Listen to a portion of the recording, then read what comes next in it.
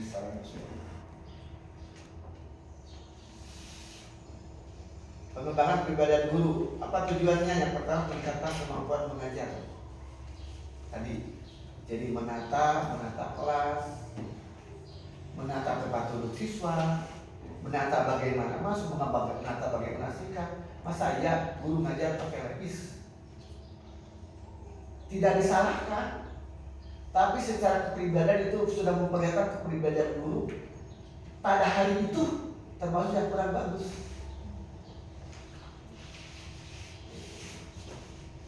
Atau ngajar pakai celana jepit, sementara anak dituntut pakai sepatu rapi, tapi gurunya juga pakai kaos oblong. Kecuali olahraga yang terkecuali olahraga, kecualian. Apalagi yang mengajar mapel-mapel tertentu dan pengelolaan kelas dan berkomunikasi dengan siswa. Jadi sekarang berkomunikasi ini bukan saja guru dengan siswa, tapi juga siswa dengan guru. Silakan dibuka Permendikdasken nomor 13. Bukan. Nomor 10 SKM. Poin terakhir adalah berkomunikasi atau komunikasi. Tanda kelulusan sekarang yang asalnya biasanya dari 8 dari 6. Yang itu adalah komunikasi. Dan komunikasi ini menjadi penting, bahkan tanpa kecuali dengan siswa. Karena kata orang, pembicaraan seseorang akan mencerminkan kepribadiannya. Kan begitu kata orang di sana atau kata ahli itu.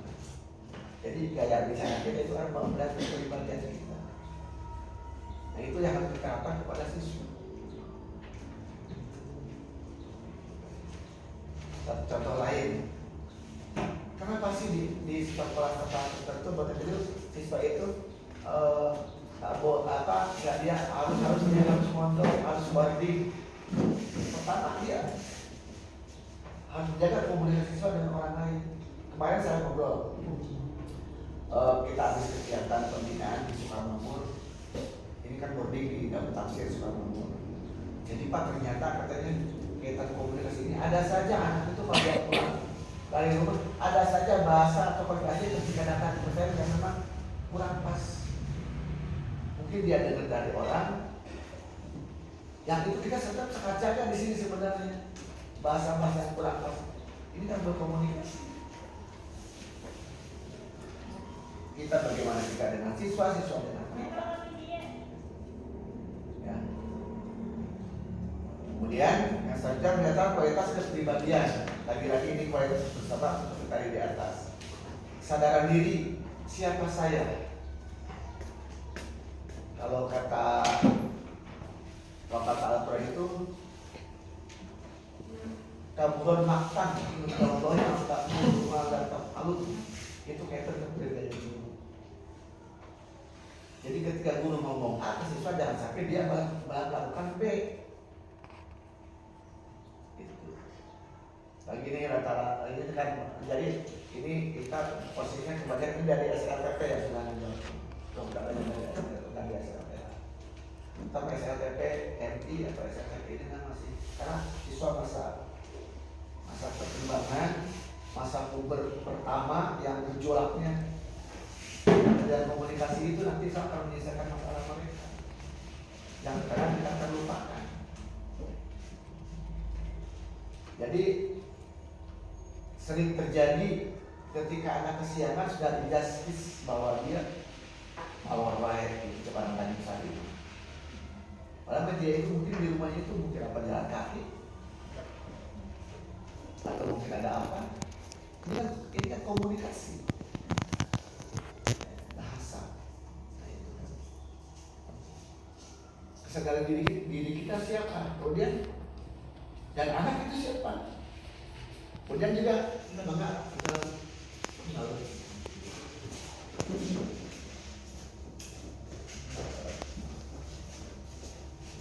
kemudian empati, peduli ya bahasa lainnya, dia kan peduli sama orang. Bahkan kalau salah hati ini, guru ini bukan hanya empati dengan siswa saja, tapi dengan lingkungan sekitar di rumah. Jadi meningkatkan empati kepada, paling tidak ketika dia di lembaga pendidikan, empati dengan siswa, dengan kebutuhan siswa, dengan kepentingan siswa, dan segala macamnya. Jadi dari kepribadian ini ke depan bisa diharapkan bahwa sekolah ini menjadi rumah kedua. Dulu kan orang tua kedua, begitu pun tempat, begitu pun kelas atau sekolah. Ya yang namanya rumah kan kita tahu bagaimana kita di rumah kepada anak. Jadi anggaplah ketika di sekolah bahwa itu ada anak saya yang 50 ini. Ya. Berdasarkan perlakuan yang sama, perhatian yang sama, dan lain sebagainya. Kemudian kemampuan mengelola emosi. Nah ini emosi ini yang memang ya Bapak juga sudah pernah mengalami seperti itu. Udah mau capek dari Tanjung Sari ngajak ke Bekasi, pas datang anak seperti itu. Ya di situ kita itu makanya itu aja pentingnya bagaimana guru bisa menata, mengelola emosi kita. Tapi ya kalau lagi marah-marah sama ya yang BBM-nya jangan dibawa ke sekolah. Gitu. Udah ketika keluar dari rumah sudah lupakan sampai nanti kalau sudah pulang mana itu kan kalau masih kesel lagi. Tapi ya mudah-mudahan dengan dilupakan nanti pas rumah udah baik-baik semua tuh ya gitu. Apalagi ini untuk di sini ada yang ngajar di RA, apalagi waktu nggak pernah ngajar di RA tapi sudah bisa dilihat, sudah bisa wah bagaimana gitu. Jadi mengelola emosi kita. Kemudian peningkatan profesionalisme. Karena tetap kita itu profesional, artinya bisa memisahkan tadi mana yang pribadi, mana yang tugas. Jadi ketika kita membawa masalah di rumah ke sekolah, ke madrasah, berarti itu guru itu belum profesional. Lebih dari itu juga bagaimana kita bertindak sesama rekan kerja. Jadi bukan hanya dengan siswa saja. Juga dengan rekan kita. Ya mungkin kalau di RA mungkin paling banyak 4 atau 5 orang, 6 dan kepala. Tapi kalau di SLTP, TNI paling banyak 10. Tapi kalau di SLTP, apalagi di SLTA, saya itu tuh 52 orang dulunya. Anur itu. Misalnya 2121. Atau tidak perlu dibutuhkan kepribadian dulu. Karena kaitan dengan kemampuan menata emosi, kemudian menata profesionalisme. Berarti bagaimana kita dengan siswa, bagaimana dengan anak, bagaimana dengan kepala. Karena ya seringkali terjadi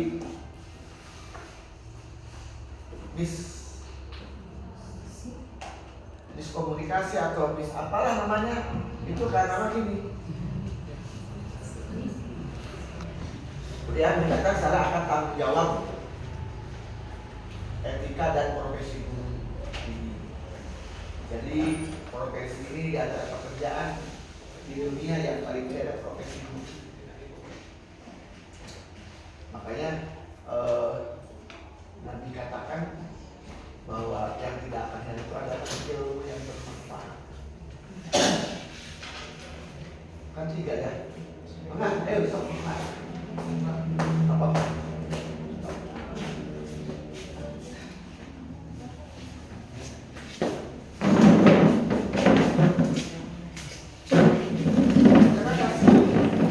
Ilmu yang bermanfaat itu tidak akan pernah hilang ketika kita sudah profesi. Ilmu itu kan didapatkan dari seorang guru. Atau kalau misalnya itu seorang ustaz dan orang dia. Sehingga ketika kita sangat bertanggung jawab dan kita menguasai ilmunya itu, sehingga profesinya ini harus lebih bagus.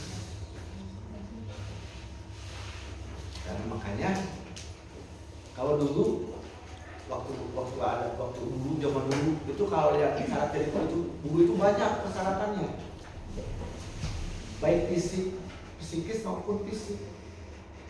Salah satu persyaratan guru itu dulu tidak harus sehat jasmani. Nggak boleh yang dalam tanda petik kakinya kurang normal, nggak boleh jadi guru, nggak bisa dulu itu. Kenapa? Karena akan berhadapan dengan apa? Kecuali ketika jadi guru dia musibah, kakinya patah, itu aja urusannya. Kalau sekarang kan memang itu sudah tidak ada sekarang. Dulu sangat ketat jadi guru itu. Sekarang guru itu bukan saja psikis, bukan saja rohani. Kalau rohani mungkin ya sekarang juga masih iya. Tapi sekarang untuk jasmani ini sekarang banyak di luar sana. Ya. Yang memang secara fisik. Supaya apa? Tadi. Karena yang dihadapi ini manusia yang berpikir, manusia yang punya perasaan, manusia yang punya penilaian, manusia yang diberikan rasa untuk mempersepsi orang lain, untuk penilai orang lain, makanya dari guru dulu. Makanya dulu persyaratan yang nggak boleh, harus sehat jasmani. Walaupun sekarang sudah tidak lagi kondisi hari ini. Ya mungkin sekarang kalau gurunya memang katakan ada cacat fisik, ya udah aja ngajarnya juga saja gitu kan, biar di rumah gitu kan. Mungkin atau dengan cara yang lain. Dulu itu nggak bisa. Di pedagogi itu ada persyaratan guru, sehat jasmani dan rohani dengan rincian. Waktu dulu pernah belajar di PGA ini. Nah, sehingga guru itu sangat mulia. Karena sangat mulia inilah maka prasyarat-prasyarat ini menjadi diutamakan, harus dimiliki oleh seorang guru. Karena dia juga akan menciptakan manusia yang lebih mulia di masyarakat datang. Itu. Ya itu tadi siswa itu, pelajar itu kan akan kita buat lebih mulia, lebih tinggi derajatnya dari apa yang sebelumnya dia masuk. Yang tadinya waktu di SD-nya, di RI-nya malas-malas belajarnya, sholat juga apalagi, dan diharapkan ketika dia di sanawiyah dia sendiri akan lebih bagus. Dan itu yang guru yang membentuk itu. Makanya ya itulah banyak prasyarat yang harus kami miliki oleh guru yang ada mata kuliah kepribadian pagi ini memang sangat penting karena berkaitan dengan etika, dengan norma, dengan aturan dan lain sebagainya. Tuh. Sampai di sini maka dulu cok bisa nanyakin dulu. Atau pernah menghadapi kasus gitu, kita cari sama-sama, kita saling aja, kita harus belajar di sekolah kan udah tidak remaja lagi ya, paling masih pemuda di sini ada itu, tapi bukan remaja lagi. Silakan sharing. Ayo, Mbak Ari pernah ayo. Mohon maaf ya. Ya. Assalamualaikum warahmatullahi wabarakatuh. Mohon maaf ini ada beberapa anak siswa gitu ya, yang kayak menurun pembelajarannya. Terus saya kalau bertanya ke anak apa yang terjadi, salah satunya ada yang tinggalnya hanya sama nenek, ayahnya kerja, mamanya kerja, ada juga yang orang tuanya bisa, anak editif gitu anaknya. Terus maksudnya sebagai guru gitu, apa gitu yang terbaik yang harus saya berikan gitu ke anak siswa gitu, maksudnya supaya anak lebih giat belajar gitu.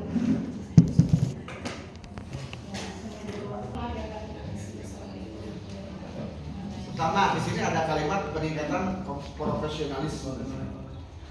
Berarti guru yang profesional itu diantaranya dia mampu membuka diri berkomunikasi dengan siswa. Cari dan teliti apa sebenarnya yang terjadi dengan anak tersebut. Tadi harus bisa ditemukan dengan karena tinggal dengan neneknya. Ya kita suatu saat kita komunikasi dengan neneknya. Karena tadi saya sampaikan di konteks sekarang itu kita itu harus membangun komunikasi bukan saja dengan siswa tapi dengan orang tua dan bahkan lingkungan sekitar. Karena tadi itu bisa jadi adalah bagian dari kejadian atau bagian dari hal-hal yang mempengaruhi emosi atau kepribadian siswa yang dibuktikan yang akhirnya dikeluarkan dalam kegiatan belajar mengajar tadi temuannya. Coba kita berusaha berkomunikasi dengan anak kita, cuma mungkin bagaimana kita nanti teknisnya mana itu saudara dapat lebih hafal. Bagaimana menghadapi anak yang usianya baru kelas 5, kelas 6, dengan siswa MTS atau siswa SMP usia 13, 12, mungkin juga udah usia 17, pasti akan berbeda. Tapi salah satu solusinya adalah kita buka komunikasi dengan mereka. Nanti di situ akan ditemukan. Kalau dalam kurikulum Merdeka itu ada istilah tes diagnostik. Itu artinya ke sana. Itu untuk mengetahui latar belakang mereka.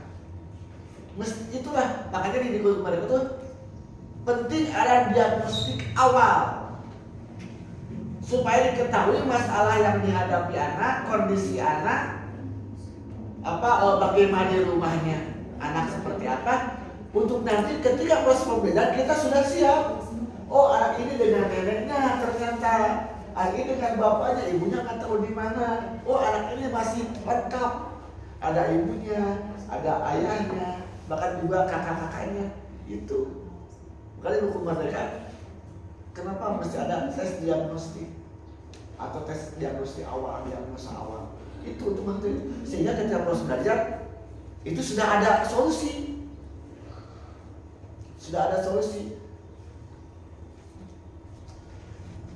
Itu penting. Kita buka komunikasi dengan mereka. Ini juga anak hal ini yang sering kita terlupakan. Tadi, jadi ketika ada masalah dengan anak kita terlalu gampang mengambil atau menjustifikasi anak. Jadi kaburu, namun cek kiai mah kaburu sujon. Sujon itu kan bagian dari kepribadian. Husnujon itu kan bagian dari istilah kepribadian. Cuma bahasa agama. Itu bagian dari saya. Artinya, ketika kita cepat sujon berarti kepribadian kita mesti dipertanyakan, gitu aja. Kasarnya mah. Gitu. Memang ini sangat berat, susah memang. Tidak segampang menyampaikan. Laksananya memang luar biasa. Tapi rasanya kalau kata pada saya kita diberikan kepribadian atau sifat yang sudah bagus, insya Allah rasanya nggak ada yang sulit selama kita mau mencoba. Ada yang lain atau mau menambahkan yang lain? Mungkin yang pernah mengalami kasus yang di Sanawiyah atau yang di Aliyah, mungkin yang sudah ngajar di Aliyah nih. Atau ada yang lain kita sharing bareng-bareng. Intinya itu komunikasi dengan siswa, dengan orang tua, biarpun dengan masyarakat sekitar. Tapi paling tidak untuk yang usia 13 tahun ke bawah paling dengan orang tua. Artinya dengan perwaliannya, dengan siapa dia tinggal.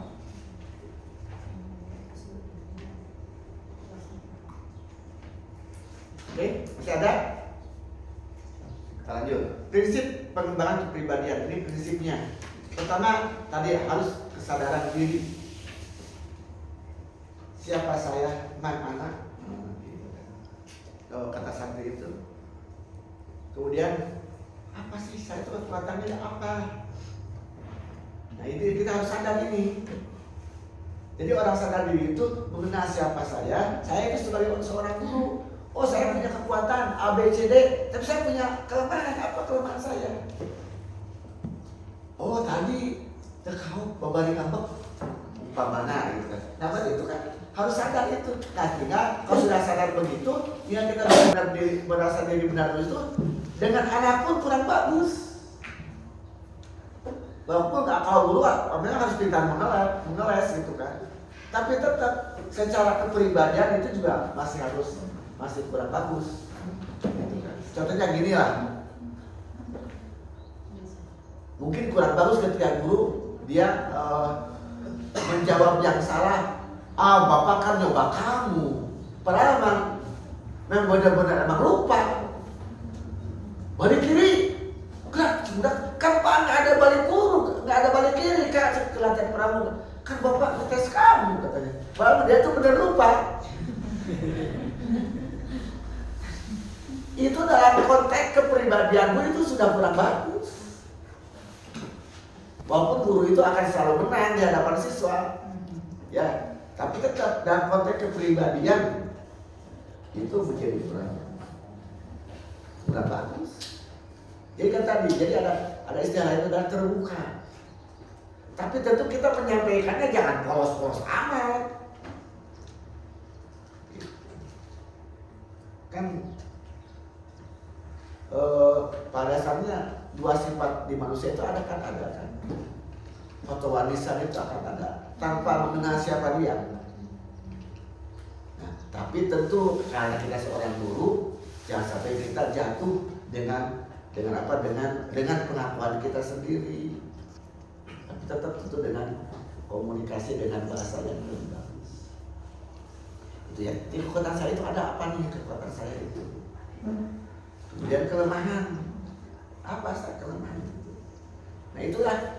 Ini untuk apa? Untuk mengembangkan kepribadian kita. Kepribadian guru harus. Kalau ini dilupakan, ya mungkin karena itu prinsipnya. Prinsip dasar dari pengembangan kepribadian guru itu. Kemudian kontinuitas. Jadi kepribadian yang berkelanjutan dan berkesinambungan terus menerus. Jadi ketika kita menggunakan kita terus selalu ditingkatkan. Oh ini udah baik, saya udah tidak lagi begini, tapi tetap itu dipertahankan dan selalu diingatkan diri sendiri. Ya. Supaya apa? Supaya tidak terulang kembali. Itu jadi terus menerus. Jadi tidak cukup 1, 2, 3 kali.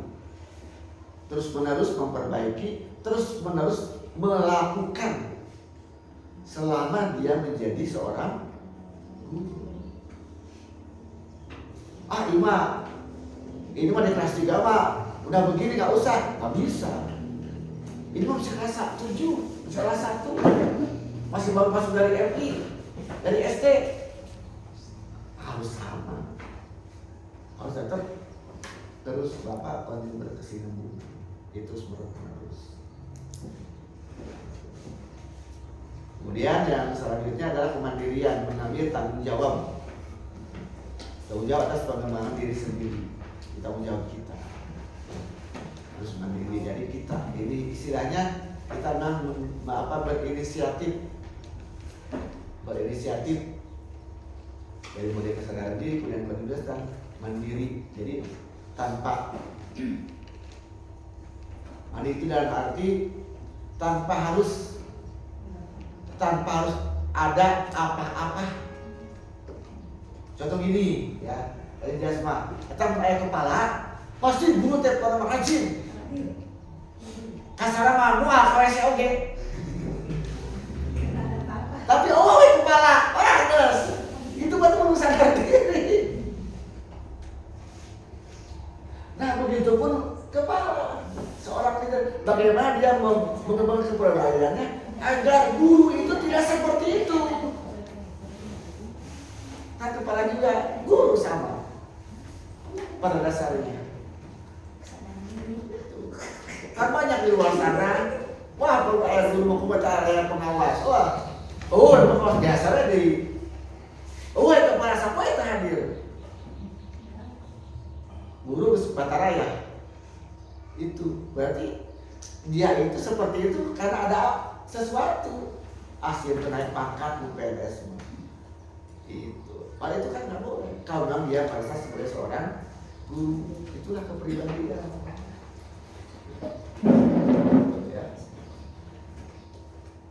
Apa artinya kalaupun ada yang merasa saya pernah seperti itu, saya berarti diingatkan melalui mata kuliah ini, gitu kan kira-kiranya ya Pak dia ya saya diingatkan kembali gitu kan supaya tidak seperti itu gitu. Bukan ini kan mata kuliah ya, ini bukan berarti menyinggung bapak dan ibu, saudara-saudara enggak ke sana. Ini keilmuan ini ya.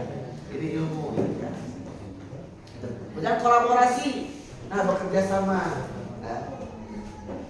kerja sama dengan orang lain itu bisa dengan sesama sejawat atau mungkin dengan teman-teman yang di luar sana, dengan sesama guru yang di luar kita, bahkan dengan orang lain yang memang dalam konteks dia bukan seorang guru, kita tetap harus berkolaborasi.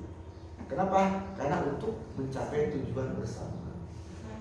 Tadi di depan sudah itu tujuan pembelajaran dia ini dengan tujuan pendidikan, karena yang namanya di dunia pendidikan pasti tujuannya sama,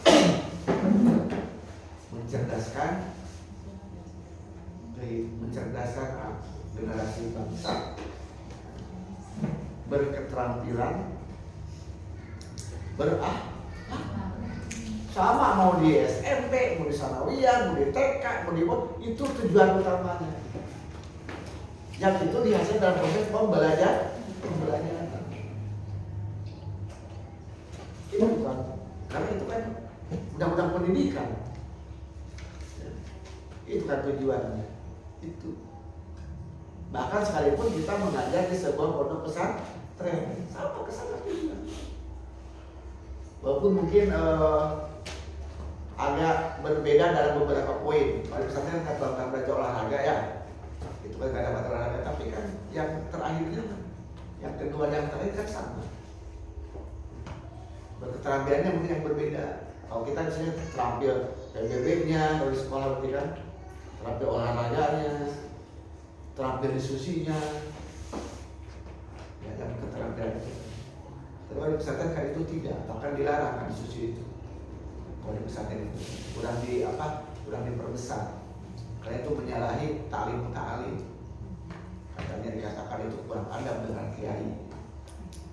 Maka kan di pesantren itu kan nggak bisa kita berkaya seperti di dunia pendidikan orang seperti kita sekarang. Bahwa itu bersama dengan orang lain untuk mencapai tujuan bersama.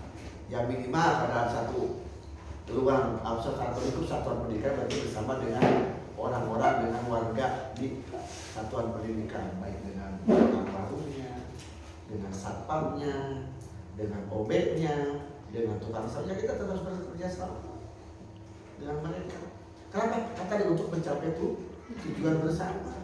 Apakah satpam tidak terlibat dalam ciptaan proses penjara? Terlibat. Apakah tukang warung tidak terlibat? Terlibat. Terlibat sekali.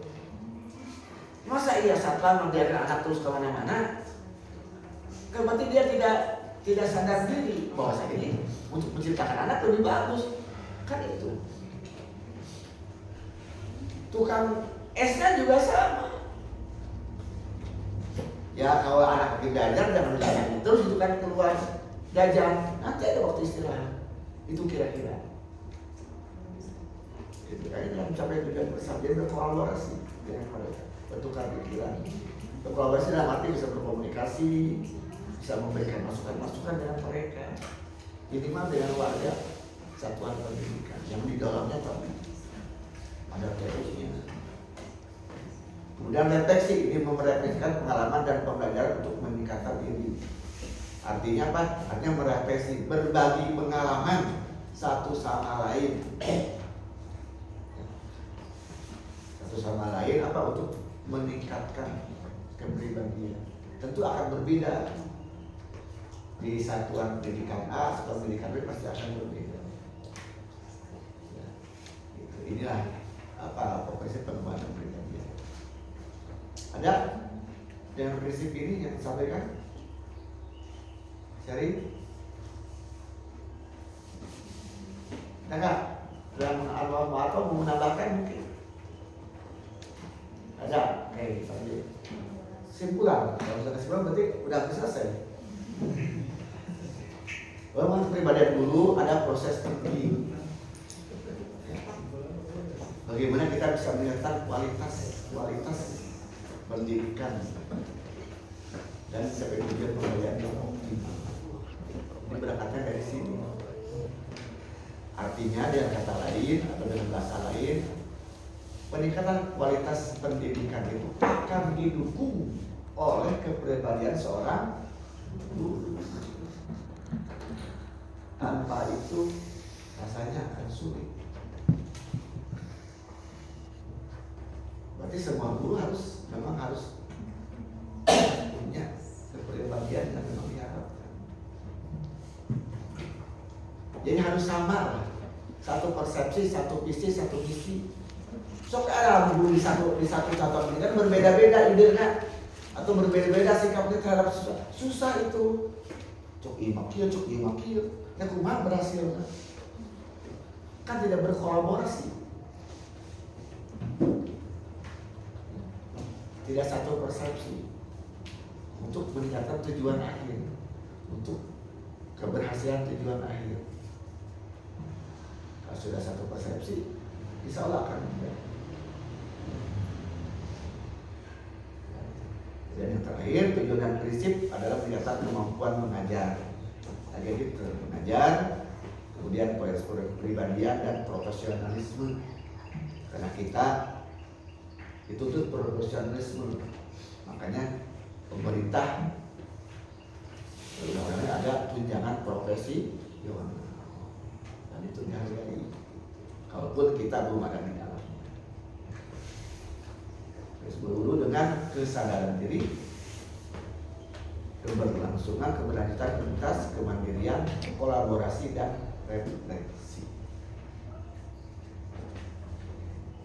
Oke, itulah barangkali pertemuan pertama perdana mata kuliah pengembangan kepribadian. Jadi berapa orang yang hadir? Maaf saya 24. 24 banyak yang hadir. Tuh, silakan. Masih ada waktu ya?